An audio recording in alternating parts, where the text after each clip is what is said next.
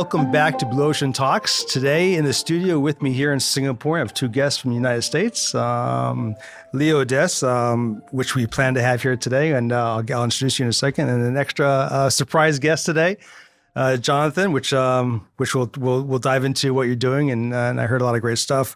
But to start with, Leo Odess, I've been doing some homework about you, and it's amazing. So here's my introduction. You tell me what you think. All right, let's see how this goes. Yeah. Leo Odess, who is becoming known as an influencer in the security space, and as a voice in access control. Lee is the CEO of Access Control Collective. Yes. He also produces Access Control's Executive Brief, hosts the Executive Brief podcast, owns a media firm and consulting firm called ASC Events and Ready Shoot Aim. Yes. And recently appointed to the Security Industry Association Board of Directors. Is that a good summary? That's right impressive. on. That was good. I appreciate that. Yes, that was good. I'm very excited that you're here, and I really want to dive into everything you're doing and also some of your past. And Sure. and I hope if we don't have enough time, we'll schedule another one. I know you're going back to the U.S. In a few days, but in any case, Jonathan Lawry. I just met you today at lunch. It's great. Thank you for joining us too. Thank you. From what I understand, you are somewhat of a wizard in on the technology side of access control. Lee, would you like to? I'll do Jonathan. So I've known Jonathan for a long time, and I appreciate your flexibility. We kind of surprised you with doing this, but it's the community side, we'll call it, on the rest of this. But yeah, so Jonathan. From Trecerdo. He's been somewhat, I always like to define him as the man behind the curtain for a long time, where if you wanted to have a lock integrated to this access control system, everyone was sort of like, call Jonathan. And I think it was a great representation of when the industry was primarily about hardware, and like the software was like this little project thing off on the side, and you got Jonathan to just make it work together, and so we could sell more hardware. And now, though, as the industry's evolved, so is his business into really being the sort of glue between the systems, and a heavy focus though on the elevator side of the industry Recently, as well. Recently on that end. And it's really been taking off in the adoption. He's here, happens to be in this part of the world because solving problems for, a system to work for a very important customer. And I'll let you do that quick. How'd I do? Is that all right? Yeah. Pretty much. Yeah. But you've been doing this, you said, since you graduated from university. Yeah. I mean, I think that this is an industry that nobody chooses to be in this industry. It kind of chooses you. Right. Yeah. And I, quite by accident, fell into access control. I got a degree that was not useful, and just applied to every possible job I could when I got home feeling a failure, and got one call back, and it was from Johnson Controls in Boston. They were putting in the access control system at Logan Airport. This was 1992, so do the math and kind of dating myself here, but 1992 was the deadline year for FAA Regulation 107.14, which stated every single U.S. airport had to have a card access system. And back in those days, you didn't have OnGuard, you didn't have Secure, right. You didn't have ProWatch. You had access control existed, but not at that scale.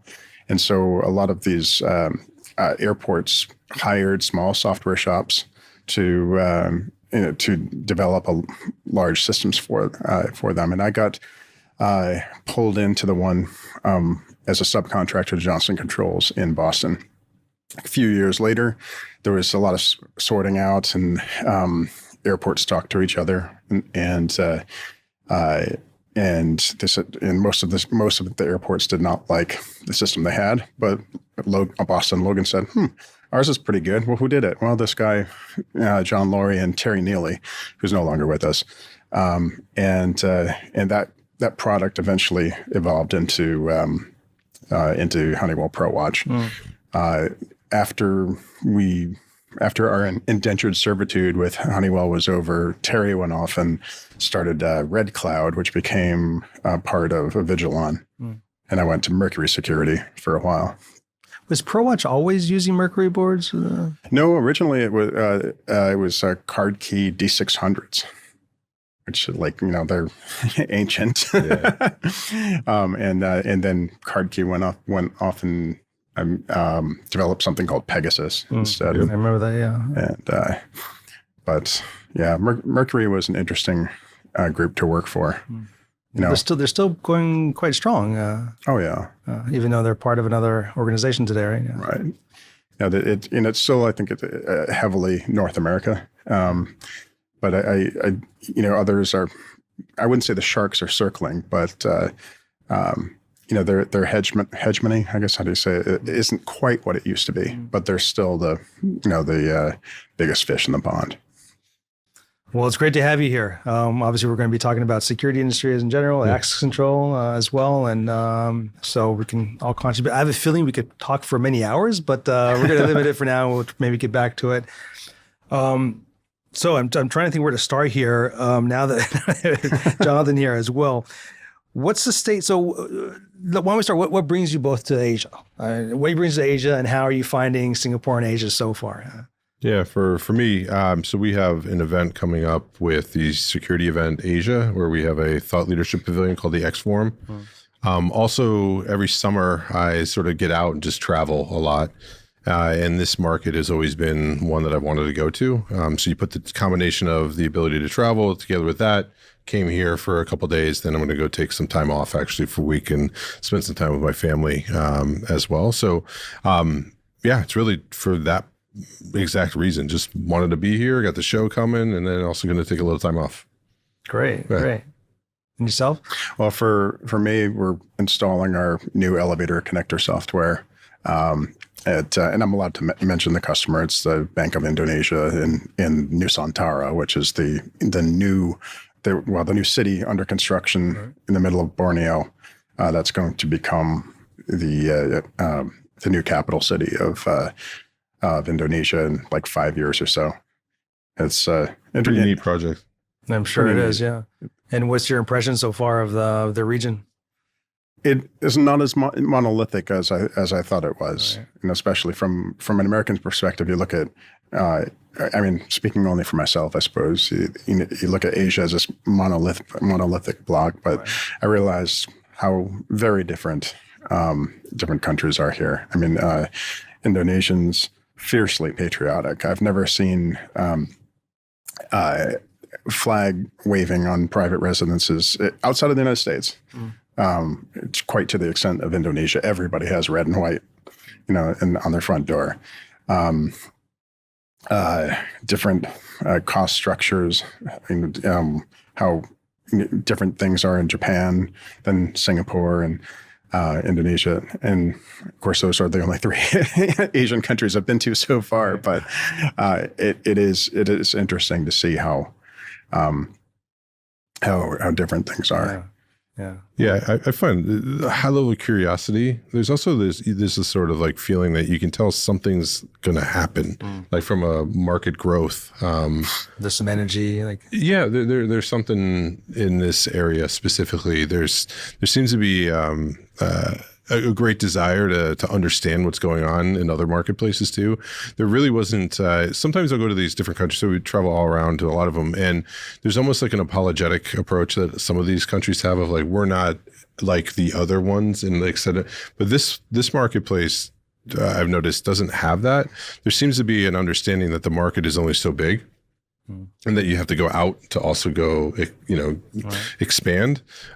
So there's more of a hunger of trying to understand where to go from a point of growth versus a apologies, we're not this advanced, or, we're not at the cloud yet, and things like that. I didn't get a lot of that here at all throughout the market. So I'm encouraged by it. It also seems to be the center, frankly, of a lot of what's going on in the APAC region. Like everyone seems to Singapore? And Singapore seems to be a place that everybody's comfortable coming to. And sort of like it's like a pivot point for a lot of things and conversations. Businesses are here doing business outside of here. There's a lot of reasons why that is. You look at the port alone, like that to me was like the symbol of what I recognize of this place. There's thousands of boats waiting to come into the port. And it seems to be a lot of what happens here as well. Like the mentality of that is also here. Well, you had mentioned it's the Switzerland of Asia. It really feels like it. Yeah. It is in many ways. Especially after the riots in Hong Kong several years ago, Singapore is without a doubt, the place with the most amount of Asia headquarters. So if you need to talk to Asia-based like regional directors of companies, most of them will be here in Singapore today. Was there a large exodus from there in '97 or? No. So when the riots were like was it 3? No, it was like 4 years ago or so. So these were in mainland China. We're putting through a series of new laws that. Anyway, so I was referring to right. So the '97, nothing changed then. Actually, things were normal for a long time, and only about 5 years or so ago, there were some riots there, some issues, and there's some new legal procedures that are being introduced, and that has created some problems. So far, Hong Kong is, I don't know if you've been there, it's still a great place, and it's gone back to normal. However, it has lost some people.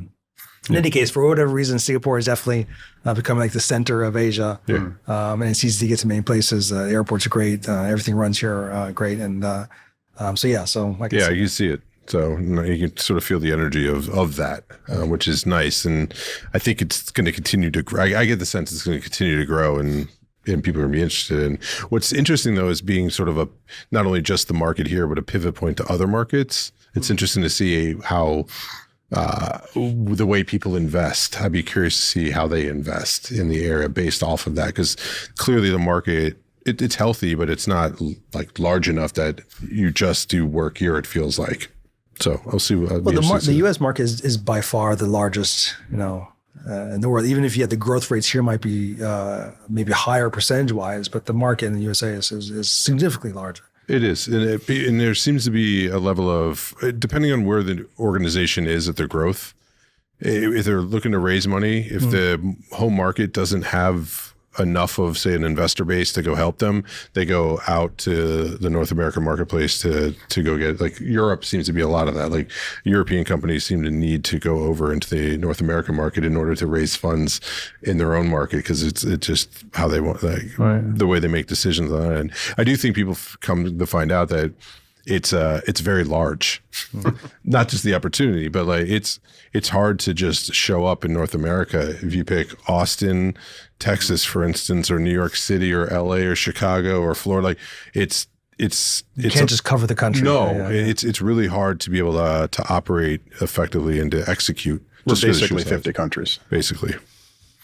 Yeah, I don't. Language is the same, which is nice. Yes. Yeah. I think if you wanted to try to build an integration company in the United States with service capabilities, it's such a nightmare. Yeah. It's because of the size. And but that fragmentation is what also makes it so fruitful in a lot of ways, because people know I could become an integration firm that does a good amount of business in the Southeast, for instance, and there's an exit path if you want to have that. Right. So it creates also this level of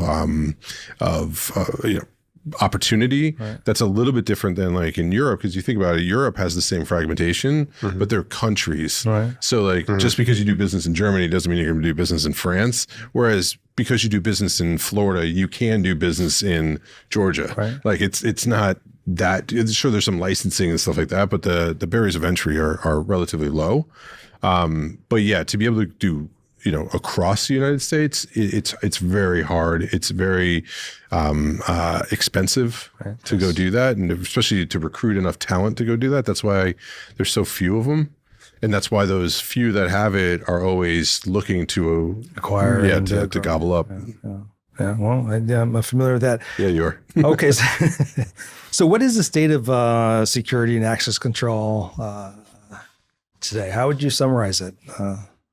Yeah, I mean, I summarize it as a state of transition currently right now. So we Jonathan and I go back and forth on this a lot, because I'm always, I would say I push more for sort of where it's going, and you do help bring me back sometimes to be like, here's where it is. So, and the good news is that I believe all of those things are truths.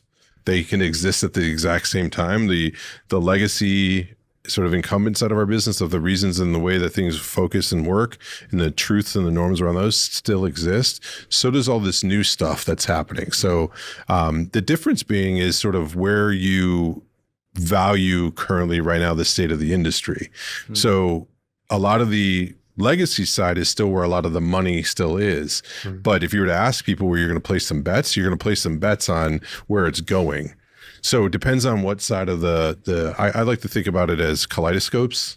A lot of ways, we always had the same kaleidoscope. We just clicked it a couple times as things changed. Whereas now, my opinion is you have a new kaleidoscope that is doing, and that is things are cloud-based, cloud first. They are mobile first, AI first, and frankly, they're software first. If anything, we are an enterprise software industry that has some hardware, which actually makes it as wonderful as it is, because there's like real revenue today that could also be leveraged for revenue tomorrow on the software side, which makes that a very dynamic industry. That is the reason why all the capital markets are showing up now at our door as like a fruitful thing. So if I was to summarize it another way, we've been historically an industry that's always been about keeping bad people out. And that's all we had to do. As long as we did that, and we've done it pretty well as an industry, we were priced that way. We were rewarded that way. We had self-identity around that's what we did. Now there's a need and demand in the market that is not just keeping bad people out. It's also letting the right people in, which is a totally different way that you build systems. It's about operational efficiencies of what you can do off of that baseline safety security. And then also revenue opportunities that exist. And that's the thing that takes us to a $70 billion market versus a $10 billion market. And that's where we're at. And that creates absolute chaos in our marketplace that we have, but it's also what makes it no better time to be in our industry than right now.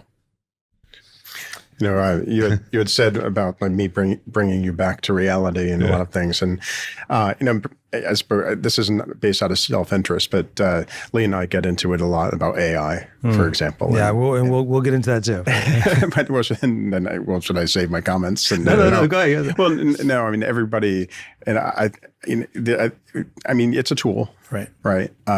But you still have to multiply it times a human being, and there's you know there are a couple of access control companies now that are really gone full bore into AI, saying we're AI centric and blah blah blah, and you watch their videos online and they'll say things like, oh, you know, our AI engine figured out that people were systematically using their key card to test where they could go, you know, and mind blown. Oh my God. And I thought, you know, Secure had reports that did that in the early 90s. I mean, OnGuard's been doing that forever.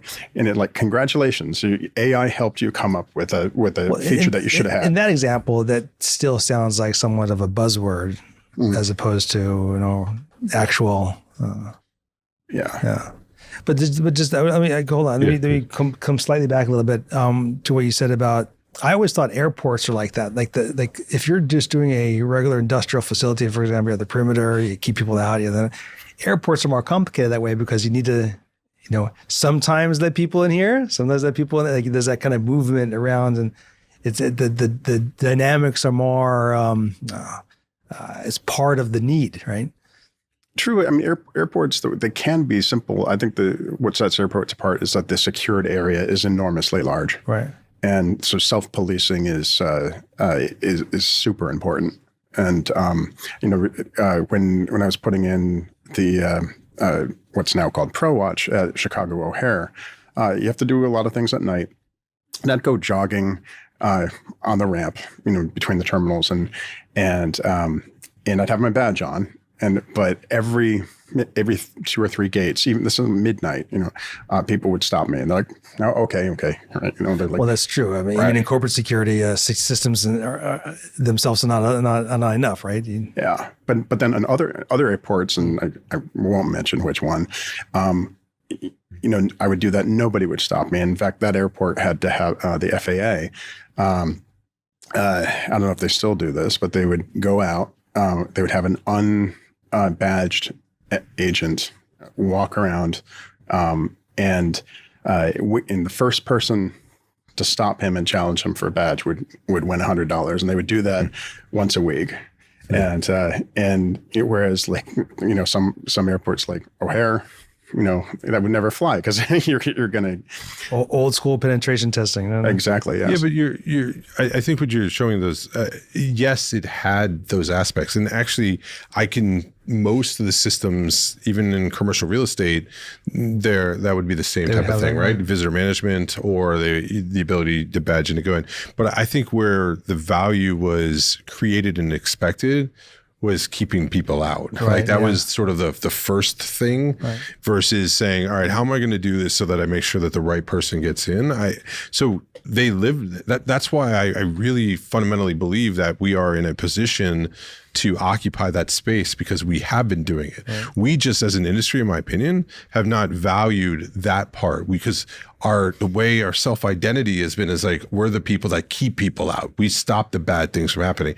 If we let the right people in, who cares? Like, it doesn't matter. Our value is that, whereas now the expectation, that's why, so my case in point, in my opinion, is if you look at the commercial real estate industry, or if you look at enterprise, a lot of software companies are coming in now talking about doing things like the ability to buy amenities or order coffee or, the ease of getting into the buildings now. And if you ask them like, oh, so what do you do? They're like, well, we've got, this people.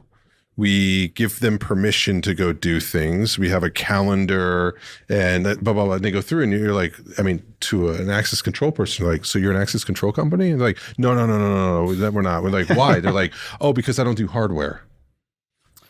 Okay. But they see, to them, the value of what they're building is about all of the operational efficiency stuff and all of the revenue generation opportunity.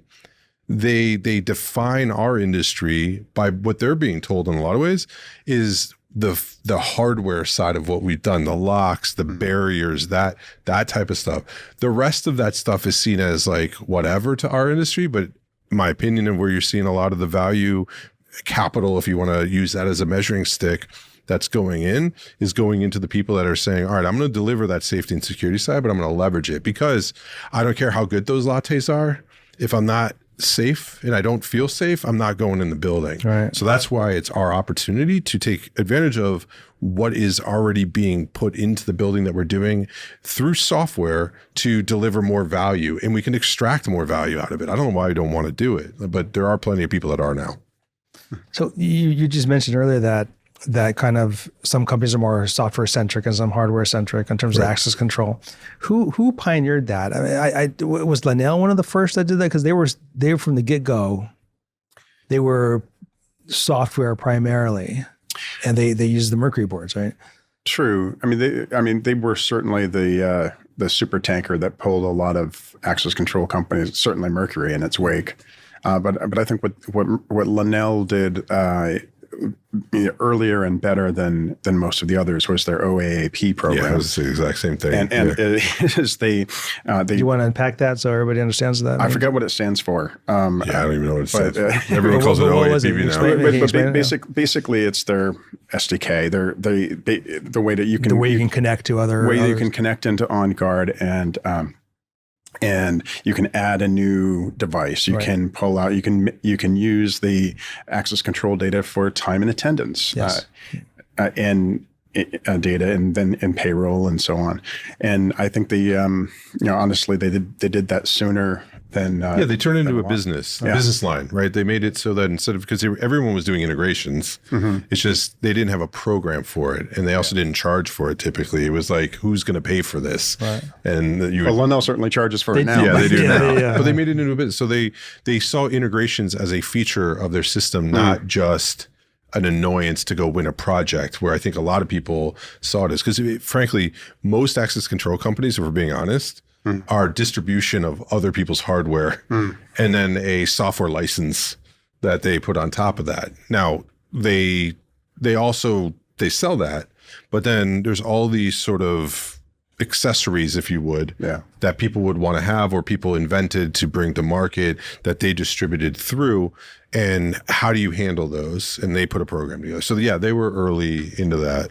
They had like white label. They were using they were branding other products as well. Well, they would even sell them just the name. Right. It was just that they created a process of which they can ingest goods. And then they would also think of it was also a way of saying, we're a life safety product. We can't just have every and anything that wants to integrate into us.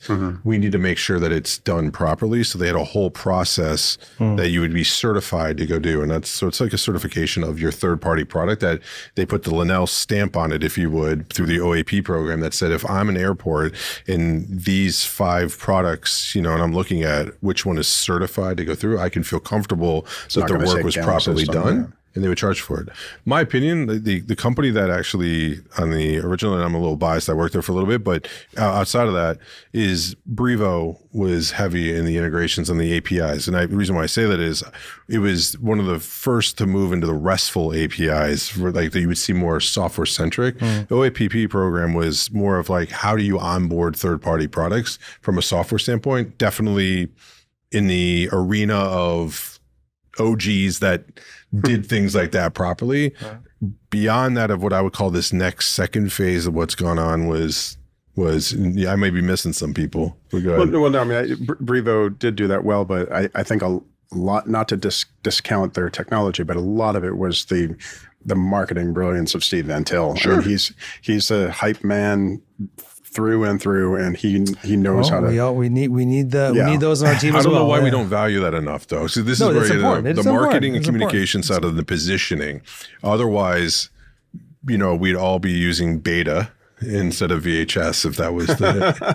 Is that true? On your whole team, you need all those strengths, right? I think so, and I think because man, we're going off on this one, but it's fine. I do believe because we've always sold through a channel, and that last mile historically has been sold by the channel. Organizations haven't had to actually know how to communicate to the end market to sell their product, so we've never had to do it. Steve Van Til did, I think, out of necessity, because he had a product that was very different than everybody else's when it was cloud versus not, and he had to go out and position that market for them to go do it and convince a lot of people that it's the way to go, and it would be where it's going. Well, I think Linnell did that in early days as well. They did. They approached Microsoft early in the days, and other companies, and that kind of drove the industries. And as an integrator, my clients were telling me, okay, this is what I want. And I had to find a way to to satisfy that. But I have a question for you. Yeah. I started working with Linnell again when they were a small family-owned company. I think we're at an ASIS. They had an ASIS kind of what do you call it? Like a happy, like a post-show kind of little party, happy hour kind of thing. And we're like 20 people there. I don't know if you've been to the last one, but they're like huge, crazy events, right? Hundreds of people. But my question to you is like, so they evolved over 20 years, 25 years in a certain way.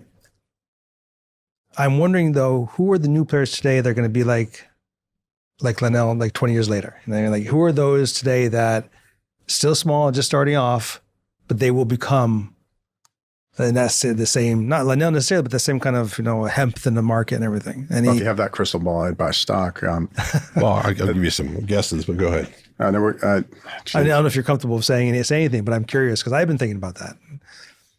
You can go first. Sure. So I believe the way that I would answer this is I would define it different than what's today. Okay. So in my opinion, the traditional PACs, let's call them, whether it's Linnell, AMAG, Acre, I can rattle off 1,000 of them, right?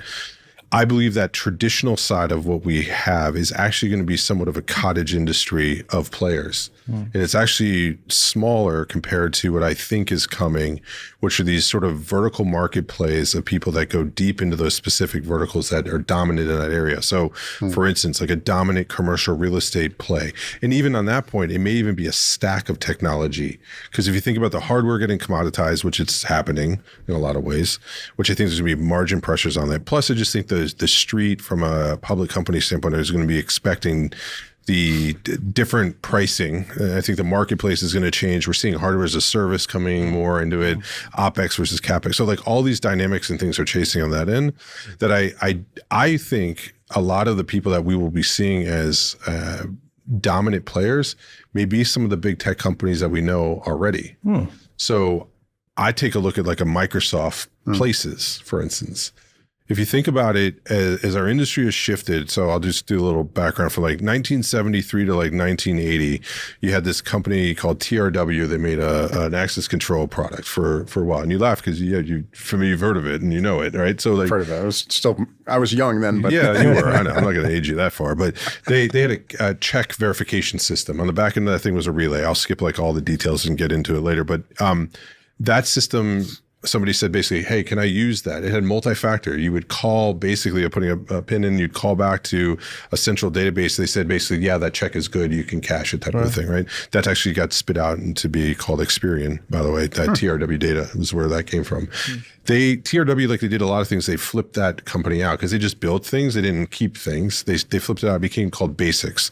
But what happened at that point is they got rid of that central database of the people, and it shifted to be about the door. So 1973 to like 1981, I think it was about the identity of the person being the authority to let them into that space. So I knew that that's who they were. To where 1981, we flipped to if you had the card, you could get into the door. So it was actually about the card in the door. Some sort of the credential. Yeah. But he didn't know who the person was. Right. What I think is flipping now is we're now moving to, and mobile I think has a lot to do with it, but I also think it has more to do with just the way the system is being configured or what I want them to do, because I want to do some operational efficiencies and revenue generation on top of it. We're shifting back to being about the identity. And because of that changes. So then I think about that, fine. If you think about how most of the businesses and a lot of people of how they manage their companies and whatever, Microsoft has a huge part of that. They have the Active Directory. They have my Outlook, my emails. So I can say like, hey, I'm coming to Chicago tomorrow for a meeting. Great. It can go in the back end. It can configure everything. It's a calendar event. It gives everybody access to it. It books the room for them. Everything happens on the back end. So I think about the shift that is happening on that end over what is the interface that people are going to interact with. Access control systems, the traditional ones that we have now, are primarily going to be around configuring this hardware that's down on, and then the experience is being shifted to different people. Now, I think there's layers that sit on top of the access control system that get it to the user interface. Now, I do think that like Microsoft's not going to be in every vertical. In the office, probably that's where they're at now. But like when I get to multifamily, I don't know, it could be a big player that gets rolled up into some of like, I think a big player could be any of these big property management companies. Like CBREs. Yeah, that look at people and the places as data. I've read an article about that. I mean, I don't know, maybe that even came from you about why aren't the CBREs of the world getting into these type of services? They are quietly. Like I know when I was at a company, they made an investment into it through their investment arm. So they've always dabbled into this in the efficiencies. And I think they will continue to, especially as you look at like CBRE, as like offices and the way they manage the property start to change, as they become sort of like more co-working spaces and shared spaces and on demand. You saw they just made a big acquisition into Industrious and things like that. The way they manage buildings and the pressures that are going on in the economy, or when it comes to real estate and the rest of it and all that is refactoring also. This is why I talk about my trends. One of them is like the commercial real estate end market changes. It downstream effects impacts our industry of how our system should function, and they need to be a bit more flexible. Our industry has not been one about flexibility. This product that was used for an airport, you just use less of it if it was for commercial real estate, frankly. Now people are looking for vertical solutions that are going to drive. So I actually think it's that PACC side gets squeezed, and it's going to shift to the hardware suppliers, and it's shifting up into the user experience, automation, platforming. I think of people like Salesforce. I don't know. In retail, why couldn't it be, I don't know, the POS systems, Stripe? But haven't larger companies tried that before? I know that Cisco dabbled in doing access control, and Amazon kind of did. Jeez, I remember that. Amazon still is. Yeah, but you don't. I don't see it in the wild that often. I don't know about maybe in the U.S., but I think Cisco, I guess, I want to say very famously, but I mean famously within this industry. They try with surveillance as well. Yeah, I mean they I think they went off and thought, oh well, you swipe a card, you get through a door. Is easy. We can do it, how difficult could this be? And I think it was like maybe 10, 12 years ago, Cisco tried to do their own panel, and then they go and install it, and I'm like, oh wait a minute, not all door frames are not all doors perfectly fit their frames, and they rattle a little bit. So you have to have a debounce setting on the door position switch, and so it doesn't give you 500 alarms an hour, and all these little tiny little things that make up a regular access control system. I don't think they, and I think Cisco's and Amazon's they look at like, can I get a 10x return out of this? And I don't, in access control, and maybe Lee disagrees with me, but I don't think that those multiples are there, because I'm fond of saying that this is an industry that has an extremely large ratio of subject matter expertise required to earn a unit of revenue. And yeah, so I'll give you my take on that. Is I agree with you. If that to me is like, so first off, I think defining the future based off of what happened in the past is one of the problems that we have as an industry, because I think if we believe all of these changes, and if you believe that software has done what it's done to all these other markets, right? Like, I'm sure somebody said, like, the taxi industry is never going to change, right? Because it's been this way for this long. We got the medallion services in New York City, the unions and here and this and that. It's never going to happen. And because people probably tried to disrupt it before, and then all of a sudden software came in, Uber, the rest of them, and the rest is history on that end. I think that's going to happen here as well. Well, but the example you gave, though, Lee, was a very highly regulated, artificially regulated business. It's not that difficult to drive a taxi cab, but it's difficult to get those medallions for political reasons. Sure, but to start a access control system from scratch, you're saying requires significant expertise, right? Yeah. Right. So I guess what I'm saying also, though, is that I don't think it goes away. I just don't think it's as important as it currently is now, or the value goes there. Well, that I agree with you. Because like Cisco, if you notice when you talked about Cisco, the friction that was created was because of the hardware and the nuances. Now, though, if we believe that the industry is shifting more to value creation happening around software, they don't have to worry about the hardware. That's why I'm actually bullish on locksmiths. I wish locksmiths would wake up and get more involved in the electronic side, because there's a ton of value that they have. Whereas, though, if I get into this middle ground of access control, and there are nuances, I'm not oversimplifying it. I think the value is very defined what it is.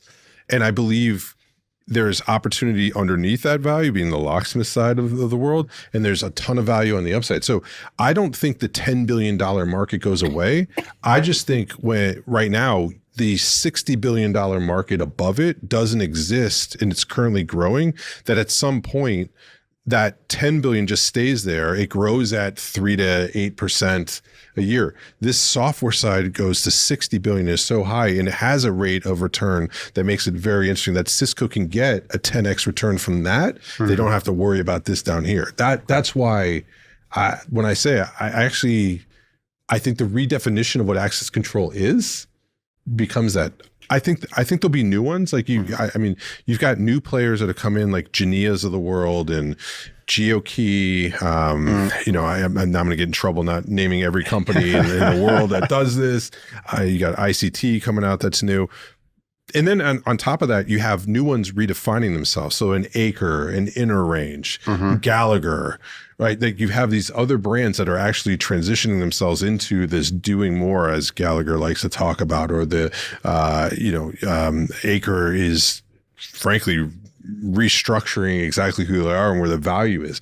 They still are doing that $10 billion market stuff, but they are growing their market. And I think they're looking at a higher rate of return. That's why we're seeing, you got to believe there's some really smart people that are investing a heavily lot of money into our industry, not to go after that $10 billion market. So they're all crazy and nuts, or there's an upside that does exist as well. I don't know.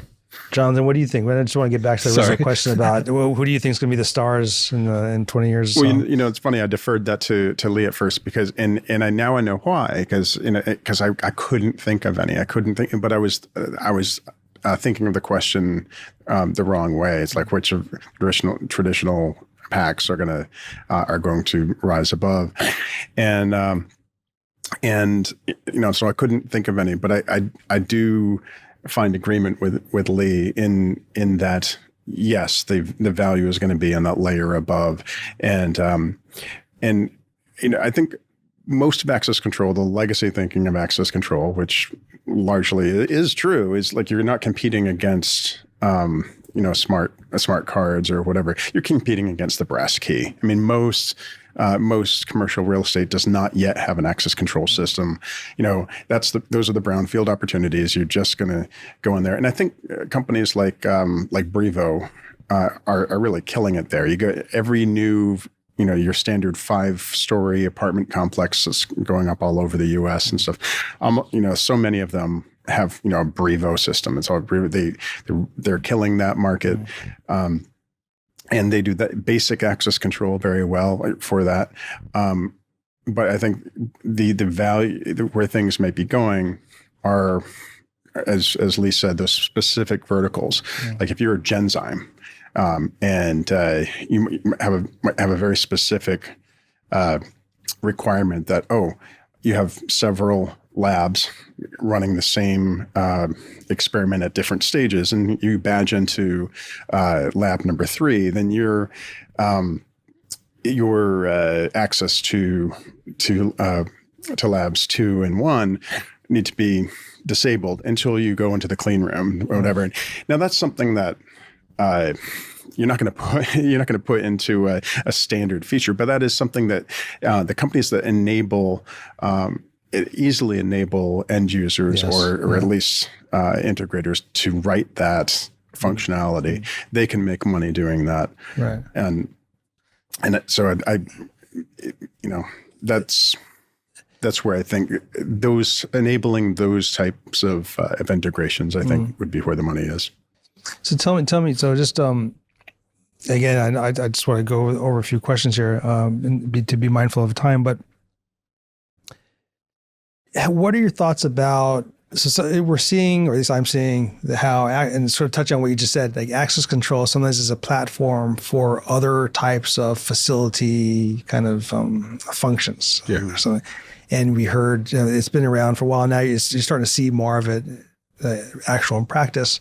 But everything from like booking rooms, visitor management that exists, of course. But might be more. It might be sensors and other aspects of it. What are your thoughts about that? Is that a good thing? Is that a bad thing? Is that? I mean, that's my entire talk track at this point. So I think it's a good thing. No, I hope it's a good thing. But no, I think it's a good thing too. Because as an integrator, we always thought about how to use this as a way to, enlarge to make the project larger.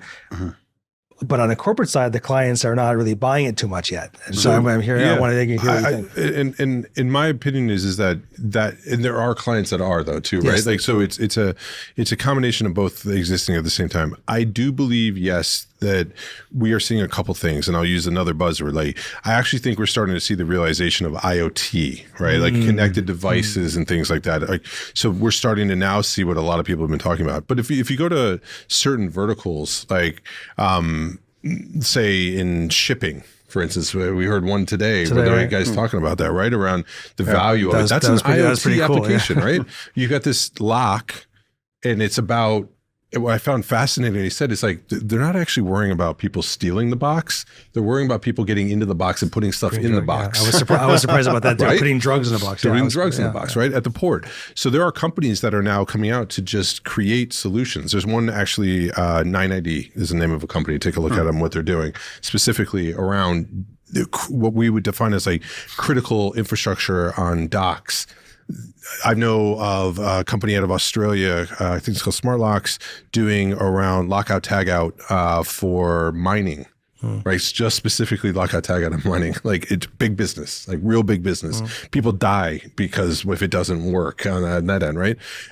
So you have all these sort of like niches. There's a company doing inside in North America, I don't know if it's here, but like one of the byproducts of opioid is Narcan needing to be inside of ambulances. There's a company who just does these safes to do it. And now think about this.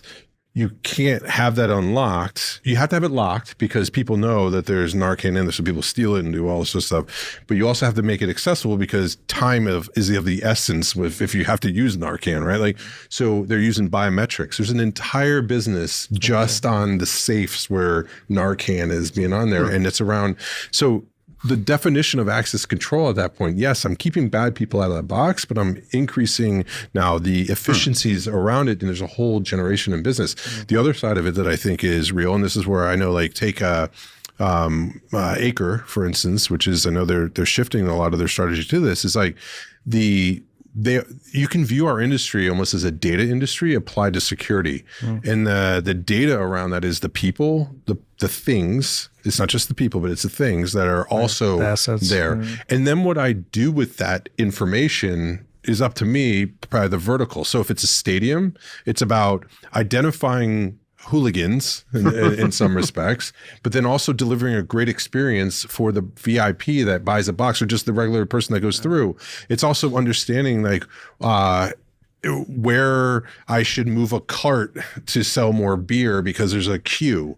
So there's an operational side. Like, so there's a whole bunch that goes along around that, to where I think we're now starting to shift. That's why you call yourself an integrator, and I think you are, but I actually think it's more what we're seeing a shift from integrators is from being a security integrator, where your value was, I'm going to take this access control system, and it's going to work with this video system, and it's going to work with, classic security stuff, to a systems integrator, where it's actually, you're not only an expert in the security side, but now you could also have a conversation around ServiceNow, Salesforce, Cisco, whatever the operational, Workday, ADP, things like that, because it's a solution set that you're bringing to solve a problem, and the physical and digital is starting to combine to where you're now delivering value around that as well. So it's really providing solutions, not just integration. I think we're moving to solution-based selling versus being the people that know how to keep people out of a building. No, I'm with you on that. Totally. Yeah.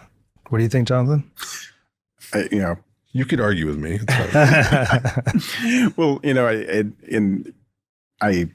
don't want to sound self-serving, but going back to my elevator integrations, somebody challenged me recently, and like, well, Jonathan, you're just implementing these APIs. I mean, anybody can do that and whatever. And I'm like, okay, well, here's the thing. It's like these systems go into Class A office buildings, and the owners, charge their tenants hundreds of dollars a square foot, and that's just has to work. I mean, is it life safety? No, but though, if somebody can't get to their floor and to their office, then that costs an enormous amount of money, because the building owner's on the hook to pay that. So you have to get it exactly right.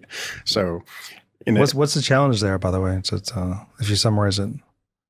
Well, I mean, it's those tiny little errors that may cause your system to crash. Like, what that whole 5 nines of reliability is not enough. I mean, because every time something fails, it costs money. So can I, Sure. Leo? I actually think we don't argue as much. I think we actually align more on this, but it's more of like on definitions and language. And a lot of what he's talking about, in my opinion, is the trust and comfort that the system is going to work the way it's supposed to. Yes. And it's harder than people believe it is. And it's like, oh, you think you could do it? Sure. I'm sure mechanics for cars laugh too when people are like, oh, you can change oil? Great. Well, when something else happens, then they can't figure that out just because you change oil. Like, I don't know if that's a good analogy or not, but I think it's actually the redefinition of trust and comfort that the system that I just purchased will work. We've had a definition of what that is for the past 30 years that was pretty well defined. And frankly, when it didn't work, you brought guys like you into it, right? But you're even seeing the definition of who you are and the value is changing as these systems also change. And there's a trust and comfort needing to be delivered that for the next 30 years, that whatever that new definition of trust and comfort is, that you're going to make it happen. There's value in being the guy who can show up in Indonesia and fix a system that, frankly, some of the manufacturers that even have that system don't know how to fix, right? There's always going to be value in that, in my opinion. That's why this is an and conversation. It's all of what we've been doing for the past 30 years and all of this new stuff, in my opinion. That's what makes us so dynamic, is we're a $10 billion industry that's turning into a 70. It's just, where do you want to spend your time? It doesn't mean one's bad or one's good. The problem is I think the way that a lot of the industry communicates is we try to drive a differentiated story around what we've known, and it creates friction with people because it's like, stop talking to me like I'm bad because I focus on the $10 billion industry. It's like collectively, I think that's why I bristle this mobile conversation.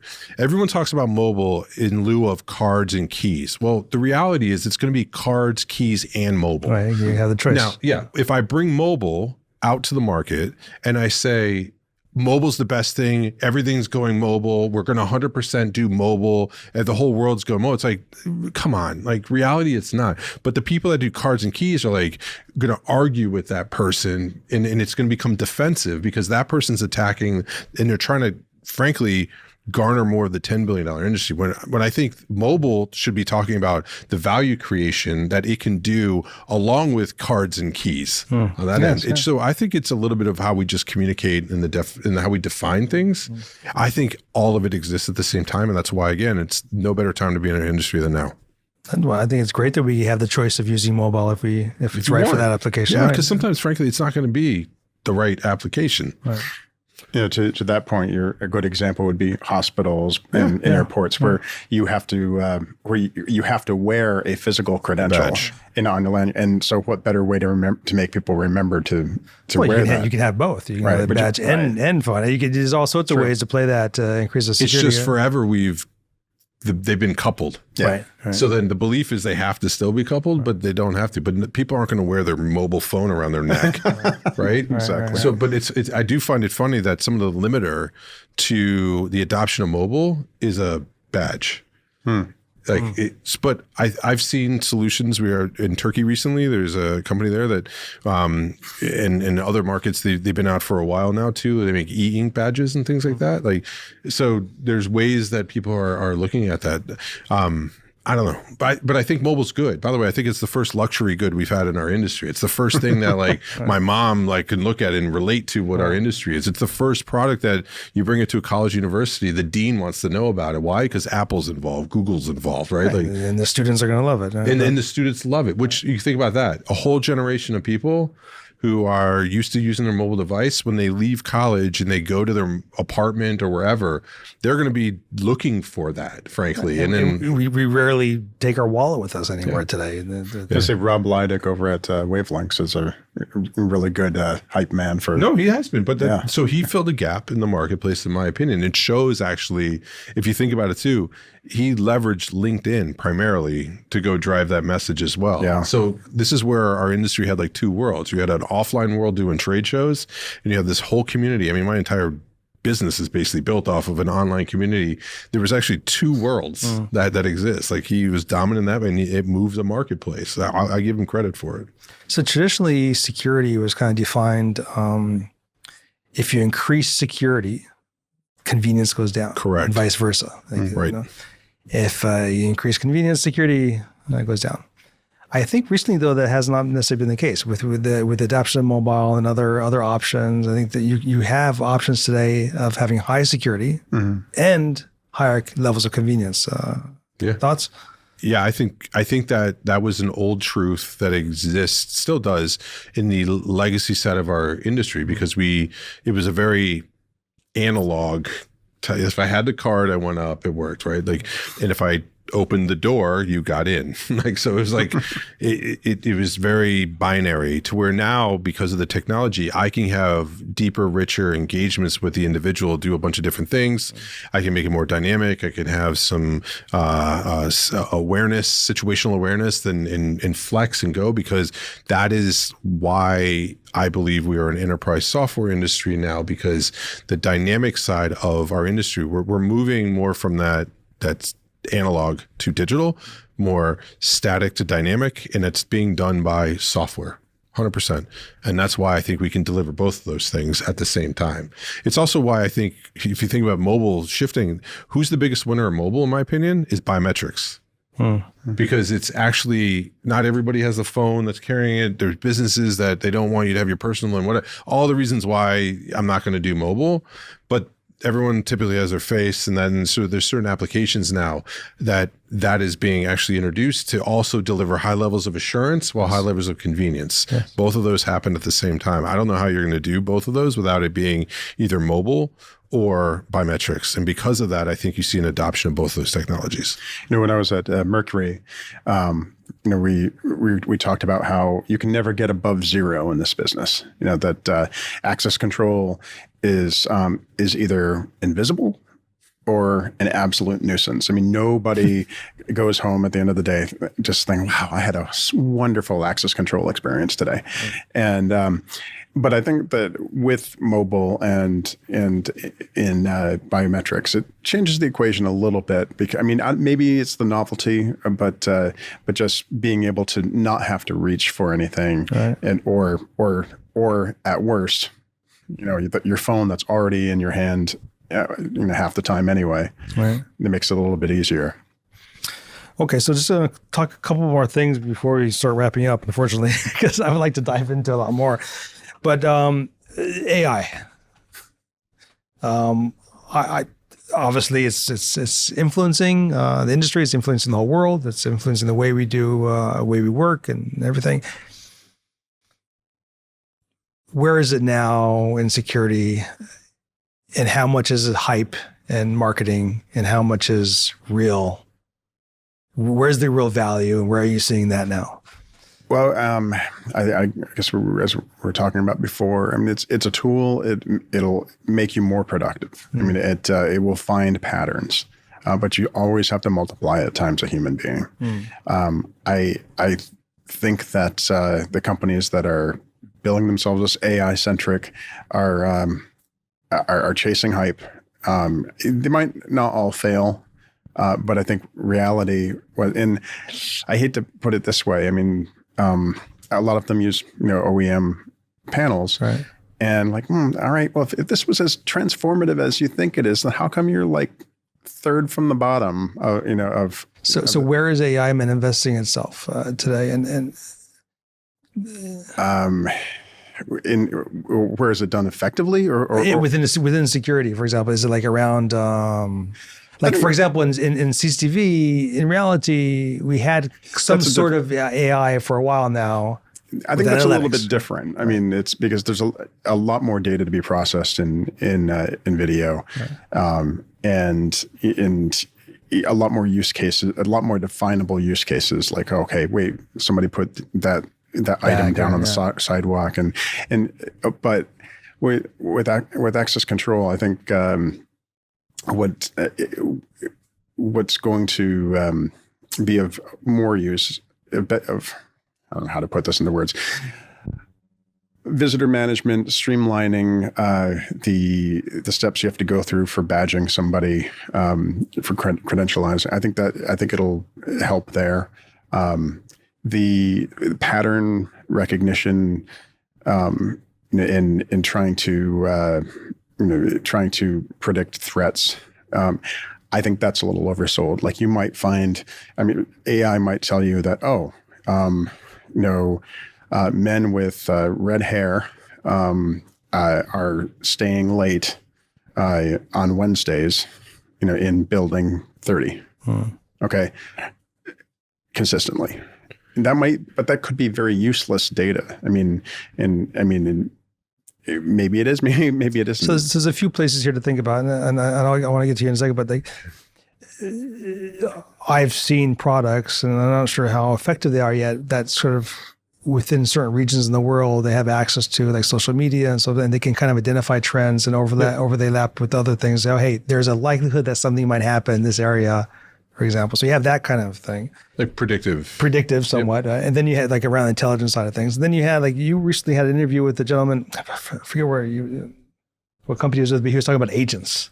And where's agents going to come into play here? And it might not be here today, but I'm just curious what you're thinking. So I'll give you my thought of this show up. So I'll start with a couple places. So if you believe certain trends are happening, I believe that every access control company is becoming a video company, every video company is becoming an access control company. You're starting to see this sort of blend of those coming together, where there's this desire and need of the redefinition of what access control is. So if you're seeing also companies coming out with readers with cameras on them. That's happened a lot now as well. Like video, the richness of video coupled with access control, the expectation of the marketplace of what they want it to be.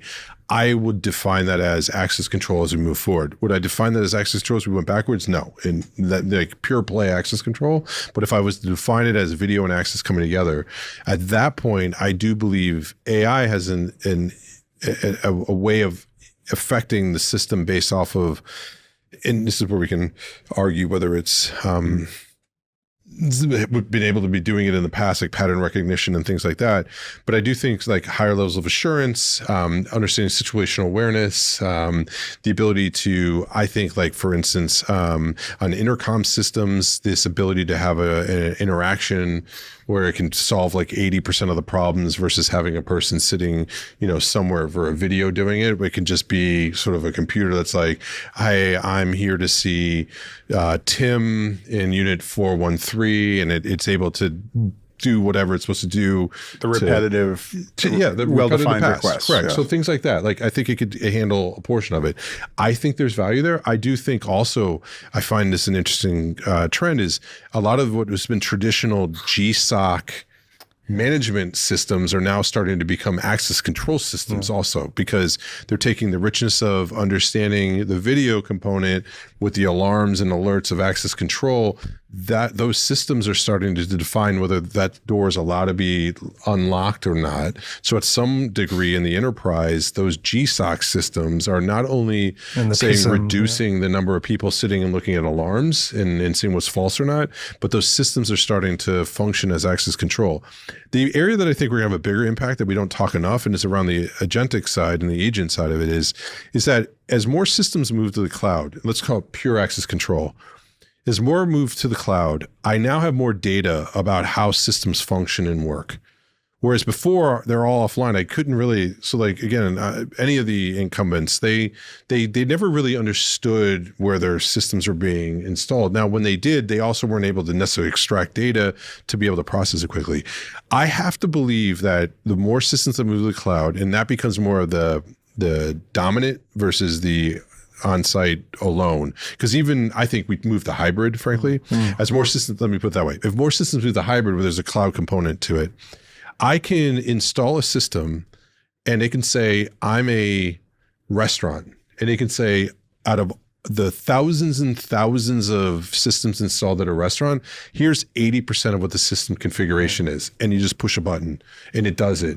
And the integrator is now going to configure the last 20% versus how every single system that gets installed today starts at zero. Yeah. There's no pre-configuration. I think there'll be AI included in that will do that. Now, but that's not the way the AI access control companies are marketing themselves now. Oh, I'm not saying, I'm not defending them. Yeah.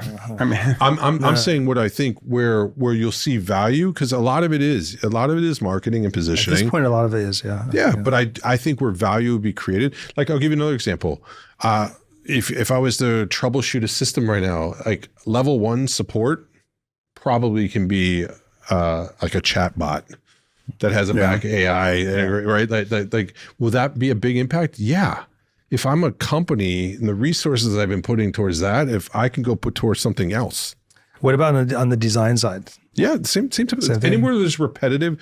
So you upload an AutoCAD document and it gives you a basic draft based on parameters. I mean, let's be real. Most people that specify, you start with a basic understanding of what you're going to do anyways, and then you work beyond that, right? So I'm sure there's some percentage. I'm seeing it now. Takeoffs, for instance, every company that is doing takeoffs, that is doing what's it called, where the camera takes an image and it a lot of that's being done automatically. I forgot what the name of it. I mean, AI does help you solve problems that have been solved before. That's certainly the case.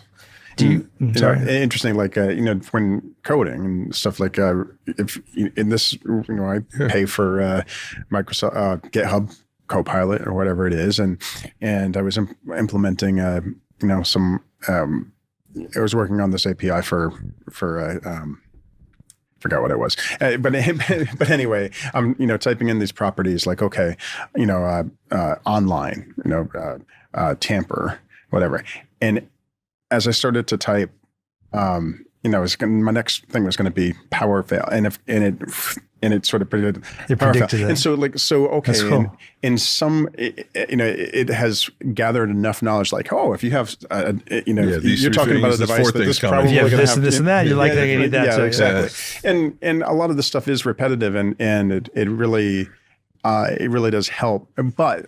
Again, you have to multiply it times a human being, but it'll there's that, I heard it said once, AI is not going to take your job. Somebody using AI is going to take your job. That's funny, yeah. But I mean, it'll make like somebody 10x more productive, but it doesn't want anything. It's not going to do anything by itself. Right. From all the companies you're talking to and you're involved with and everything, are people thinking about or concerned about cyber security in any fashion? And yeah, what are they doing about it? At this point, if they're not, it's sort of like good hygiene. It's like, are people worried about taking a shower? Like they should, right? I agree 100%. Yeah, but I don't see, except like the big companies, a lot of the end users are not necessarily thinking about or asking the right questions sometimes. Well, but this is where, again, I go, if you follow the trends of what's happening, because I believe that there are sort of just, when the trend happens and it turns into the norm, the things come along with it. As our industry converges more with the IT side and our systems start to show up more on the network and all of those things start to happen more and more and more, the expectations of how they function, the questions that are being asked, the rest of it are all going to come with that as well. In fact, like two-factor authentication has been relatively new in PACC systems. Right. And, I'm still trying to get my daughter to do MFA and everything. It's But this is where too. So I think it's attached to this, right? But I think there are certain events that are going to come, like what's happening with quantum, that are, I think, going to be like forcing functions to change, because there's going to be before that and after that. So that'll be a moment where I do think you'll start to see adoption come and expectations. I also think we're starting to see more rules be brought in and legislation of how systems are supposed to function. You're seeing countries define how data is stored and protected and the rest of it. So some of that's coming along with it. I think it'll be a combination of a lot of things that'll drive the adoption and change. Okay, we're going to wrap up, but just two more questions, and we'll have to do a follow-up session. Would you recommend, or what would you say to, or would you recommend younger folks to get into the security industry in general? And if so, why and everything? Well, I'd say sure. I'd tell them to start out in the field. But it is a good industry. You think it is something good to get into to begin with, and if they do, then you should just start out in the field. Now, it certainly does track commercial real estate starts to some degree, obviously, but not a small percentage of commercial buildings have access control, and so there's always the brownfield opportunities when and so access control, and I think this is kind of why people really never leave the industry. It's never great, but it's never bad either. It's always pretty good in terms of the market, except for during like the 6 months of extreme COVID that when nobody it is somewhat recession proof. It is a steady business, because in good times people build, you need more of it. In bad times people protect things and you need more of it. So yeah, it's one of those healthy. I say it's a good thing for a couple of reasons. Depending on what you're going to do and want to do coming out of school, there's an opportunity. So you want to be install, great. You want to be a firmware engineer, great. You want to be a marketer, whatever. It's sales solutions. There's from full stack of opportunity. Our industry has all of that. And frankly, in my opinion, certain one of those have low barriers of entry. Other ones have higher levels of entry. Like, if you certain countries, like certification to be a locksmith in Australia is wildly different than North America. So depending where you're at, but it is a marketplace where you can really be whatever you want to be, and there's an opportunity to go do it. Also, it's rare that you see an industry that you work in where there's value that you're delivering that's like inside of you. This idea that I'm helping keep people safe is there's a sense of good that you're doing as well versus trying to manufacture it. If I'm a enterprise software company that does automation on the back end, you kind of have to like squint and turn sideways to figure out how you're delivering value, right? Because you talk about what your customers are doing with your tool. Right. You can do a direct line between what I do is helping people be safe, which in some ways you can say, if people are being and feeling safe, they're also delivering all of this other stuff, whether it's GDP growth or keeping babies, from being kidnapped and, and stolen, like it's full spectrum. So it's just, we have, my opinion as an industry, not done a very good job of marketing this as an industry that people want to participate. It's why we're active with FAST of the Security Industry Association, which is attracting more talent into it. It's why you have this Accelerize thing, which is about attracting new talent. You have Next Gen, like you have all these things to bring new talent, because it's a wonderful place that has afforded a lot of us the opportunity to do amazing things, and more people should want to be part of it. And you're right. There is a sense of satisfaction. Yeah, for sure. Yeah. You can directly point to, like, it's nice to be able to point to a building or a facility and your kids understand what you do for a living. I go to where my daughter goes to school. Yeah. The products of the logo of my previous company. It's cool, right? So it's cool. It's cool. Of course, it's cool. And it's just not sexy. Security is not. It's funny. Like, I never felt sexy. Like a great friend of mine is in the wine business, and I was envious because I think his business is very sexy. Yeah, it's sexy. Correct. Ours is not, but it could.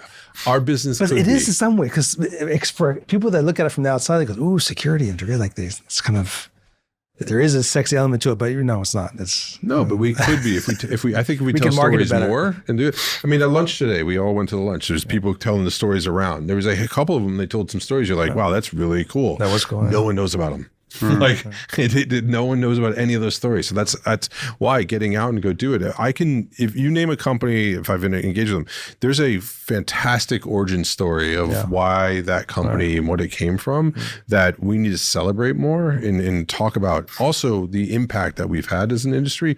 I mean, again, I think there's a direct correlation to a lot of things because of the people being safe or feeling safe. And we have a big hand in that. Well, I think a lot of the work you're doing helps to promote the industry, and hopefully more people that are outside of the industry will see what you're doing. And because I was listening just in preparation, for this the last few weeks, I've been listening to some of your material, and obviously I'm in the industry, so I enjoy it, but I think a lot of it will also be enjoyable for people that are like adjacent to the industry or not directly in the industry, for example. Well, I hope you're right. And I'd like to believe so. So I appreciate you saying that. And I have a wild card question here. It came from Jonathan. Uh-oh. What's the story with Paris Hilton? Oh man, it's his story. It's his story. Back when I was working at Mercury, Lee was just starting out doing his thing, and we called him, Lee Odess is the Paris Hilton of access control. Now you have to explain what that means. And what that meant was everybody knows, who, at least in the U.S., who Lee Odess is. Everybody kind of likes him, at least a little bit. Nobody knows what the hell he actually does. but it's a little overbroad. Now, yes, he's an industry influencer. Yes, he's an industry gadfly. But he brings people together, and he's an excellent networker, and he has the courage to ask the questions that we've been avoiding for decades, and our industry is better for him. Well, in my mind, I would call him a maverick. You guys just start making me uncomfortable. But and on top of that, he has a voice for it. That's true. That is true. I'll thank my mom and dad for that. But no, I appreciate it. It's a great opportunity. I think the timing's right, like, for doing what I do. And part of the magic when we first started was that we actually didn't want people to fully understand what we do. As long as they were talking about us and doing it, we figured we were doing it right. So we purposely sort of did that at the beginning. And I say myself because Hillary's been with me since the beginning and doing this. She's my partner in the back of that doesn't get out as much as I would love her to. But there's a little bit of method to the madness on that end. And frankly, if it wasn't for the industry, we wouldn't be able to do this. So I'm grateful for that opportunity. Maybe you can convince the university to set up a degree around access control or something. There are some trade schools in that do actually. And and you have it. there should be more. I totally agree.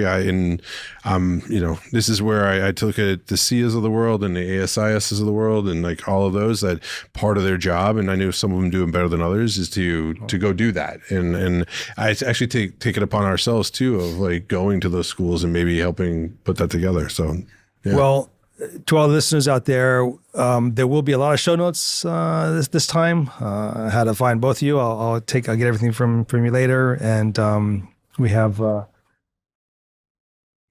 access control executive brief, which I need to get on that too. I appreciate that. I would like to do that, and anyway, I'll put all that in the show notes.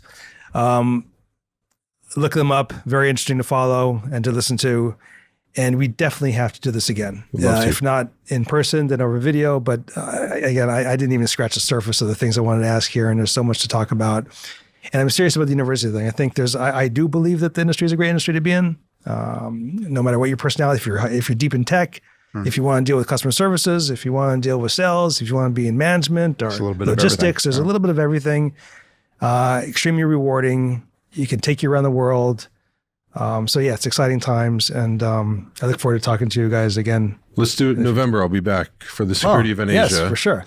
November 11th or 13th. We'll do the X Forum there, and why don't we plan to do that here? We're one of the big sponsors from the big cocktails. One of those nights. I'll take you up on that as well. Yeah, it's only a couple months away. Yeah, great. Anyway, thank you very much, and I hope you all have a great weekend. Thank you.